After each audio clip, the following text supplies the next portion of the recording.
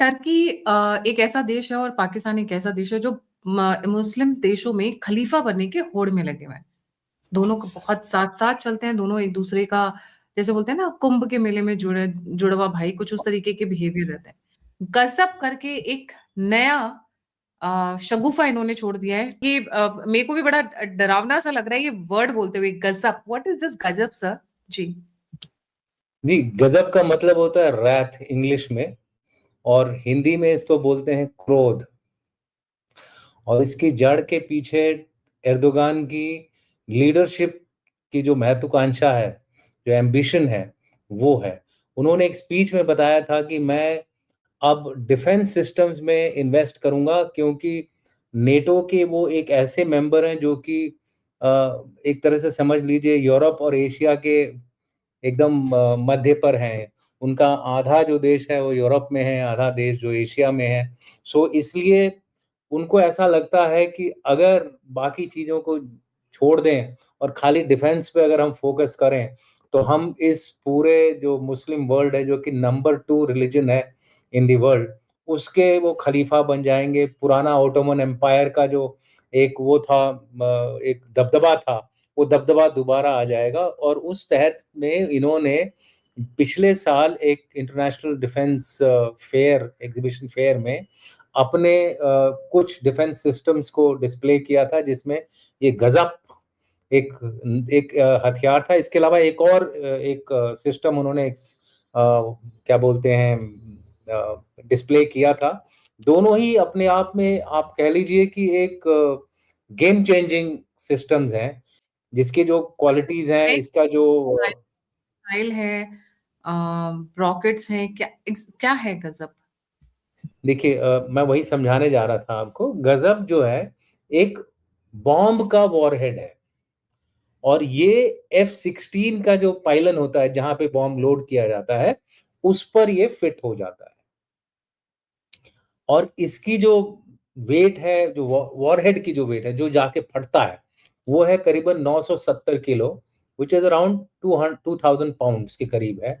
ये जब फटता है तो इसमें से बाकी जो इस तरह के बॉम्ब हैं, उसमें से पार्टिकल्स नहीं निकलते, लेकिन इसमें से 10,000 पार्टिकल्स निकलते हैं।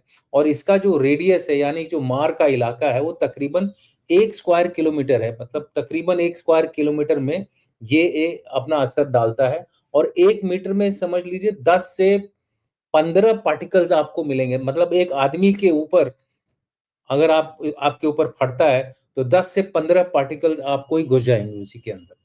तकरीबन आदमी 1 मीटर तो नहीं है, बट वर्चुअली आप समझ लीजिए आधा है, तो आधे पार्टिकल्स आपके अंदर घुस जाएंगे, तो आपकी मौत जो है वो निश्चित है। दूसरी चीज जो इसके बारे में है, वो ये है कि ये थर्मोबैरिक है। अब थर्मोबैरिक का मतलब होता है जो टेम्परेचर जब जब ये फटता है, तो वो है 3000 डिग्री सेंटीग्रेड। अब 3000 डिग्री सेंटीग्रेड अगर डायरेक्टली आपके ऊपर गिरता है, तो ये तकरीबन तकरीबन एक न्यूक्लियर बॉम्ब की तरह का असर डालता है। तो ये कहा जाता है कि अगर मैं न्यूक्लियर बॉम्ब नहीं फोड़ूं, तो ये उसका एक ऑप्शन है। ये आपने जो इसकी तस्वीर दिखाई है, बिल्कुल सही दिखाई है, लेकिन इसमें थोड़ा सा गड़बड़ ये है। इसको रख दीजिए, हटा दीजिए। गड़बड़ ये है कि जो तुर्की ने बनाया है, वो F-16 से लॉन्च किया करा जाने वाला एक मार्क 4 बॉम्ब है। और जिसकी बात, जो आपने जो आर्टिकल वगैरह जो देखा है अभी रिसेंटली, वो बात कर रहा है मिसाइल के ऊपर। अभी तक इसको मिसाइल के ऊपर फिट नहीं किया गया है।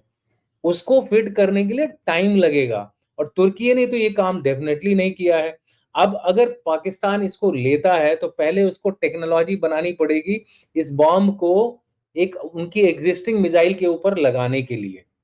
अब गजब जो है, अगर इसको मिसाइल में डालेंगे, तो मिसाइल की स्पीड से जाएगा और आपके ऊपर हमला करेगा। इसका जो असर होता है, एक तो टेम्परेचर जो मैंने बताया 3000 डिग्री सेंटीग्रेड। दूसरा ये एक्सप्लोजिव जो है कंक्रीट को भी भेज सकता है, यानी हार्डन सरफेस को भी ये छेद सकता है। और बोलते हैं कि इसका जो कंक्रीट कंक्रीट बॉम्ब बॉम्ब जो होता है, जिसको बोलते हैं कि GBLU, जो कि अमेरिका के पास है, वो इतना पावरफुल नहीं है। लेकिन अगर इसको बनाते हैं तो ये भी काफी पावरफुल बॉम्ब होगा, डबल द साइज है। अमेरिका के पास जो ये सिस्टम्स है वो हैमर है, फिर जीबीयू 31 है जो कि गाइडेड बॉम्ब यूनिट है। उसमें वो क्या करते हैं, जो बॉम्ब के अभी जो एक्चुअल में गजब होता है वो अनगाइडेड है, लेकिन अगर इसमें गाइडेड यूनिट फिक्स कर दी तब वो बहुत एक्यूरेट हो जाता है, तब वो प्रिसिशन गाइडेड हो जाता है, तो जहां उसको मारना है वहां वो लगेगा। लेकिन इसका एक नुकसान ये है कि कोई बंद जगह में अगर बैठा हुआ है तो वो मर जाएगा। उसका रीजन है टेम्परेचर, और जहां ये फटता है वो पूरी ऑक्सीजन निकाल लेता है। फ्यूल एयर एक्सप्लोजिव का भी काम करता है। इस तरह के बॉम्ब डेजर्ट स्टॉर्म 1 में भी इस्तेमाल किया था अमेरिका ने, तो वो उसी का एक टेक्निक का एक एडवांस वर्जन है। हो सकता है जिस तरह से टर्की और पाकिस्तान का रिश्ता है उनको मिल भी जाए, और हमें उसके लिए तैयार भी रहना पड़ेगा कि किस तरह से हम इस तरह के खतरे को नाकाम कर सकें।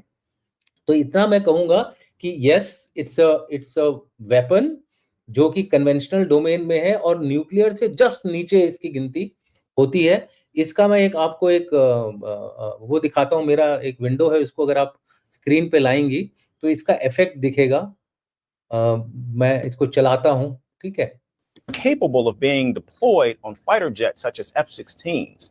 The bombs were developed by the Defense Ministry Research and Development Center and were revealed at an international defense industry fair hosted by Turkey. One of the bombs, which name means wrath, is being touted as one of the country's most powerful conventional weapons. It's reportedly 3 times more powerful than the standard MK series bombs, with a blast radius of nearly 1 kilometer. In contrast, the other bomb unveiled is described as a bunker buster. हो गया। अच्छा, जी। सो ये जो मैंने दिखाया असर लोगों को, क्योंकि मैंने अभी अभी थोड़ा सी रिसर्च करी गूगल पे, तो ये मिल गया मुझे इसके बारे में। तो ये जो बॉम्ब है, एक तक 2 बॉम्ब दिखाए डिस्प्ले हुए थे उसमें। एक तो ये गरप और दूसरा बंकर बस्टर था। बंकर बस्टर तकरीबन 90 मीटर तक अंदर जा सकता है। तो जैसे आपने देखा होगा अमेरिका ने ईरान में जब उनके न्यूक्लियर फैसिलिटीज वगैरह डिस्ट्रॉय करी थी, स्पाइस बॉम्ब बोलते हैं उसको, उस तरह का बॉम्ब है। तो टर्की क्या कर रहा है, अब आत्मनिर्भरता की तरफ जा रहा है, इस तरह के बॉम्ब खुद डेवलप करके। इसका ट्रांसफर अगर और आपने ये भी सुना होगा कि ये F-16 के लिए बनाया गया है। अब इसका एडवांटेज पाकिस्तान को ये है कि उसके पास F-16 पहले से है, और उसके लिए अमेरिका ने अपग्रेड करने के लिए उसको 800 मिलियन पैसा भी दिया था। तो अगर ये दोनों मिल जाते हैं तो पाकिस्तान जो है इस बॉम्ब को अगर मिसाइल पे नहीं भी बना पाता है तो F-16 पे बना करके ये अपने दुश्मन के ऊपर फायर कर सकता है। यानी कि अगर मान लीजिए आपको XYZ जगह पे गिराना है तो आपको उसके ऊपर आना पड़ेगा, गिरेगा, फिर जो वॉरहेड निकलेगा ये गजब, फिर ये अपने आप गाइडेंस यूनिट लगा के उस जगह पे पहुंचेगा। तो इसमें काफी कुछ चैलेंजेस हैं, किसके लिए? पाकिस्तान के लिए। इसीलिए पाकिस्तान बात कर रहा है कि हम मिसाइल पे डाल के वो करेंगे। अब जब मिसाइल पे डाल के करोगे, क्योंकि मिसाइल आप अपनी जगह से फायर कर सकते हो, जहां भी जाना वहां जाके फिर ये फूटेगा, लेकिन इसकी तकनीक नहीं है इनके पास। अब उस तकनीक को जब डेवलप करने में, ऐसा तो है नहीं कि रातों रात ये डेवलप कर लेंगे। चाइना भी अगर इनकी मदद करता है, टर्की ने खुद नहीं डेवलप किया अभी तक, तो ये अपने आप अगर डेवलप करते हैं तो इनको चाइना की मदद चाहिए। चाइना की भी मदद से ये रातों रात वाला काम नहीं है, इसमें टाइम लगेगा। और अगर ये क्रूज मिसाइल जैसे हमारी ब्रह्मोस जैसी मिसाइल अगर इनको मिल जाती है, चाइना इनको दे देता है, या क्या भरोसा। अमेरिका तो आजकल बोलता है कि अगर इंडिया पाकिस्तान की लड़ाई होगी तो वो पाकिस्तान का इंडिया का साथ नहीं देंगे, या इंडिया एक तरह से तटस्थ रहेंगे। सिंदूर 1 में भी वो लोग तटस्थ न्यूट्रल थे, वो लोग तटस्थ थे वो लोग, तो न्यूट्रल ही थे। तो उसमें हो सकता है कि वो चोरी छुपे मदद भी करे अगर टोमाहॉक वगैरह जैसी मिसाइल से, तो उसको फिर हमको अपने ईडब्ल्यू और बाकी जो सिस्टम्स हैं उसके थ्रू ब्लॉक करना पड़ेगा, ताकि वो हमारे पर इफेक्टिव ना हो। लेकिन खाली डिफेंस किसी भी खतरे का वो नहीं होता है, तोड़ नहीं होता है। उसके लिए हमें ऑफेंसिव कैपेबिलिटी भी होनी चाहिए। और आजकल तो गेम ही खत्म हो गया है। आजकल तो ड्रोन्स और मिसाइल का जमाना चल रहा है। ईरान ने नाक में दम कैसे किया हुआ है? ड्रोन्स और मिसाइल से। अमेरिका भी अपना बूट्स ऑन ग्राउंड लाने में संकोच कर रहा है। भले ही वो डोनाल्ड ट्रंप ने धमकी दी है कि हम सब कुछ, क्या धमकी दी है? सब कुछ एरियल करेंगे। एक भी जगह उन्होंने बोला है कि हम बूट्स ऑन ग्राउंड ले आएंगे, हिम्मत ही नहीं है उनमें। तो अगर आप एरियल बॉम्बार्डमेंट करके किसी देश को बर्बाद करना चाहते हो, तो आप देश को खत्म नहीं कर सकते। देश में जितने लोग हैं बचेंगे, वो लोग अपना देश दोबारा वापस, हाँ, उनकी हालत खराब हो जाएगी, गरीबी छाएगी, बहुत सारे मुसीबतें होंगी, लेकिन वो धीरे-धीरे रिकवर करेंगे। उनके उनके भी कोई सपोर्ट और साथी मिलेंगे। हो सकता है रशिया करे, हो सकता है चाइना करे, हो सकता है नॉर्थ कोरिया करे, पता नहीं। एक स्टेटमेंट आया यूएस की तरफ से कि अगर भारत और पाकिस्तान का युद्ध होगा तो उसमें यूएस का स्टैंड क्या रहेगा, उसके ऊपर स्टेटमेंट आया है। आप थोड़ा उस पे इलैबोरेट करना चाहेंगे? देखिए, इस बात के बारे में मैंने बीच में भी थोड़ा-सा आपको रेफ़र किया था जब मैं इस गज़ब हथियार के बारे में बात कर रहा था।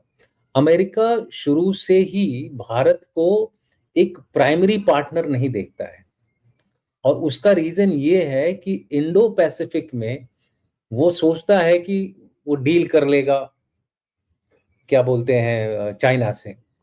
उसका जहाँ तक इंडियन ओशन का सवाल है, इंडियन ओशन में वो इस बात पर भी विश्वास करता है क्योंकि भारत के ऊपर भी वो खतरा है, इसलिए भारत जो है विली-निली उसको वो काउंटर करेगा ही करेगा। तो उसके लिए वो ज़्यादा मेहनत नहीं कर रहा है कि हाँ, भारत इंडियन ओशन में कुछ एक्शन ले। भारत के पास कोई चॉइस नहीं रहेगी, अगर चाइना इधर आता है तो भारत को उसका रिस्पॉन्स करना पड़ेगा। तो उसने ये कैलकुलेशन अपने दिमाग में कर लिया है। उसको चाहिए था इंडो पैसिफिक में भारत का सपोर्ट। वो बोलता है चाहे हम भारत को सपोर्ट करें, ना करें, भारत तो अपने आप अपने लिए, अपने बचाव के लिए एक्शन तो करेगा करेगा। इसलिए हमारी जो नेवी है वो it will be prepared for Indian ocean region threat. That is point number 1। Point number 2 है, उसको ज़रूरत किसकी ज़्यादा है?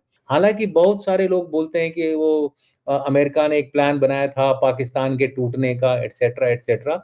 लेकिन उसको अभी समझ में आ रहा है कि अगर मुझे इस दुनिया में पावर में रहना है, एक यूनिपोलर वर्ल्ड या सुपर पावर बन के, उसको यूरेशियन मास को कंट्रोल करना बहुत ज़रूरी है। और यूरेशियन मास को कंट्रोल करने के लिए उसके पास एक तरफ टर्की है, दूसरी तरफ पाकिस्तान है और तीसरी तरफ गल्फ है। सो कहने का मतलब है उसे ज़रूरत स्ट्रेटेजिकली और जियोपॉलिटिकली पाकिस्तान की ज़्यादा ज़रूरत है बनिस्बत भारत के। ये तो हो गया स्ट्रेटेजिक लॉजिक। दूसरा जो लॉजिक है अमेरिका के कल्चरल बिहेवियर का, अमेरिका के स्ट्रेटेजिक कल्चर का।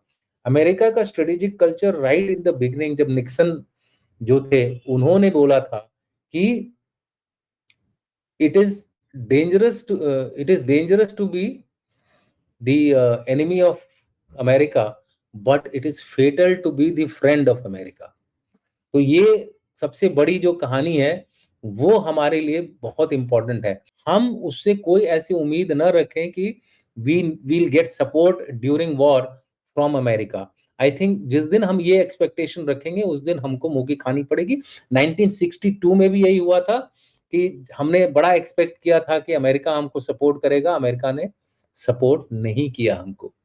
आप समझ रहे हैं? सो उसका कल्चर आज से नहीं, 1962 से वही चला आ रहा है।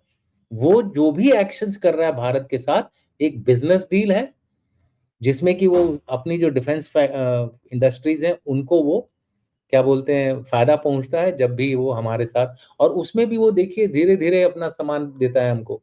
ऐसा नहीं कि ओवरनाइट वो हमको प्रायोरिटी दे करके बाकी देशों को छोड़ के हमारे को मदद करे। वो पहले अपनी मदद करता है, फिर अपने दोस्तों की मदद करता है, उसके बाद भारत के ऊपर नज़र डालता है।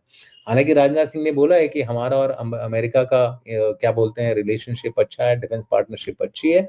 लेकिन ये एक व्यावहारिक स्टेटमेंट है। अगर आपने उनके डिप्टी सेक्रेटरी को सुना होगा ओआरएफ में, जब आए थे, ओआरएफ थिंक टैंक है बहुत बड़ा, जब उन्होंने बात करी थी, लंडावा या कुछ नाम है उसका, उसने बोला था, बड़ा क्लियरली बोला था कि वो भारत को ज़्यादा अहमियत नहीं देते हैं। तो उनका एक डिप्टी सेक्रेटरी जो कि मतलब बहुत ही लो लेवल ऑफिसर है, वो अगर इस तरह से बोल रहा है, मिनिस्टर है, तो वो अगर इस तरह से बोल रहा है, तो आप समझ लीजिए अमेरिका से और कौन सी स्टेटमेंट आएगी, इसी तरह की स्टेटमेंट आएगी।